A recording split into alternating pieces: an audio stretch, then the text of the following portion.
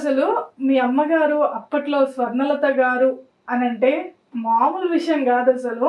ఆ పాటలు కానీ అవన్నీ నిజంగా వేల కొద్ది పాటలు పాడారు. 8 భాషల్లో కొన్ని వేల పాటలు పాడారు. అవునవును, ఎవర్ గ్రీన్ సాంగ్స్ అని చెప్పుకోవచ్చు. ఎక్కువ కామెడీ సాంగ్స్.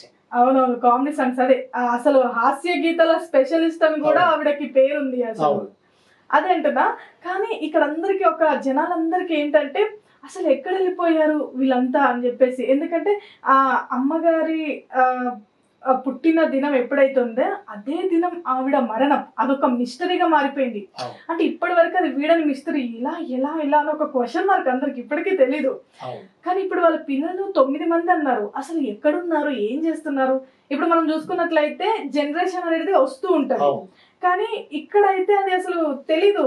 ఎక్కడున్నారు ఏంటి అని చెప్పేసి చాలా వరకు తెలీదు. అసలు ఏం చేస్తున్నారు ఏంటి? 9 మంది అసలు ఎక్కడున్నారు పిల్లలంతా? మీరు పెద్ద ఆయన ఏమో మెడ్రాస్లో ఉన్నాడు, ఆయన ప్రముఖ సినీ నటుడు. మిగతా బ్రదర్స్ అందరూ కూడా అమెరికా న్యూయార్క్లో డాక్టర్గా ఉద్యోగం చేస్తున్నారు. వాళ్ళందరూ కూడా అమెరికాలోనే చదివారు, అక్కడే అందరికి డాక్టర్స్. వాళ్ళ మా అన్నగారు మా వదినమ్మ గారు కూడా డాక్టర్సే. పిల్లలు కూడా షెటిల్, అంతా అమెరికాలో షెటిల్ అయిపోయారు. అంటే అమ్మని గురించి ఎక్కువ తెలియకపోవడానికి గల కారణం ఆ పిల్లలు ఏం చేస్తున్నారంటే, మమ్మీ 1928 మార్చి 10 కర్నూలు జిల్లా కడపకు సమీపంలో షాగలమారి అనే ఊరిలో మా అమ్మగారు జన్మించారు. ఒక ఉన్నతమైన కుటుంబంలో జన్మించారు. మా తాత పేరు రామసుబ్బన్న. మా అమ్మగారు మొదటి కుమార్తె మహాలక్ష్మి. మిగతా సిస్టర్స్ అందరూ కూడా పాడేవారు, కానీ అమ్మగారు 7 సంవత్సరాలకే గాయన అయింది. 7 సంవత్సరాలు గాయన అయితే కడప జిల్లా ఎర్రగుంట్ల దగ్గరలో ఒక చిన్న కుగ్రామంలో కొండ సింకాసల కమాల్ గారని మంచి సంగీత విద్వాంసుడి దగ్గర మా అమ్మగారు ఓనామాలు నేర్చుకొని ఎక్కడికి వెళ్ళినా ఆయనే తీసుకెళ్ళేవాడు అమ్మను. మొట్టమొదటిగా అమ్మగారిని షోలాపూర్కు తీసుకెళ్తే అక్కడ హిందీ సాంగ్స్ పాడింది.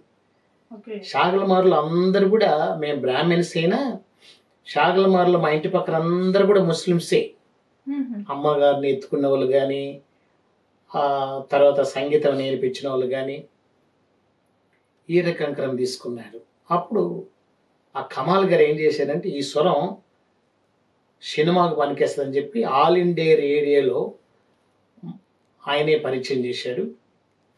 ఆల్ ఇండియా రేడియోలో పాటలు పాడే టైంలో అమ్మగారికి నెల జీతం 50 రూపాయలు. అప్పుడు గాంపోన్ రికార్డింగ్ హెచ్ఎంఈలో మాస్టర్ వేణు గారు, మ్యూజిక్ డైరెక్టర్ వేణు గారు పరిచయం, అందులో పని చేస్తున్నాడు. అప్పుడు మా అమ్మగారిని రికమెండేషన్ చేసి కస్తూరి శివరావు గారని నిర్మాత, నటుడు, గాయకుడు ఫస్ట్ సినిమా మాయిరమ్మ అనే సినిమా తీస్తున్నారు, ఎన్టీ రామారావు గారిది. అందులో మా అమ్మగారికి సాంగ్ పాడిచ్చారు, రాత్రనక పగలనక అన్న పాట. రెండో సినిమా పరమానంద శిశువులు, అందులో గిరిజా గారిని పరిచయం చేశారు, మా అమ్మగారిని. అందులో మా అమ్మ నటించి పాట పాడింది, సువర్ణ దక్షిణమూర్తితో పాట పాడింది. అలాగా కంటిన్యూగా తొలిసారిగా ఎంఎస్ రామారావు గారితో పాడింది, మాస్టర్ వేణు గారితో రాబోయే సందం అనే పాట గాంపో రికార్డింగ్లో పాడింది. అలాగా మా అమ్మ పిఠాపురం గారు, మాధవ సత్యం గారు, పివి శ్రీనివాసరావు గారు, ఎంఎస్ రామారావు గారు, జేవి రాఘవులు గారు, సత్యారావు గారు, బి గోపాలం గారు, బాలమురళి కృష్ణ గారు, తర్వాత జయదేవ్ అనే గాయకుడు ఉండేవారు, జయదేవ్ గారు. ఘంటసాల గారితో చాలా సాంగ్స్ పాడింది. ఘంటసాల గారితో చాలా పాడింది. పిఠాపురం గారు, సత్యం గారు, పివి శ్రీనివాసరావు గారు, జేవి రాఘవులు, వీళ్ళందరితో ఆల్మోస్ట్ అన్ని భాషల్లో పాడింది.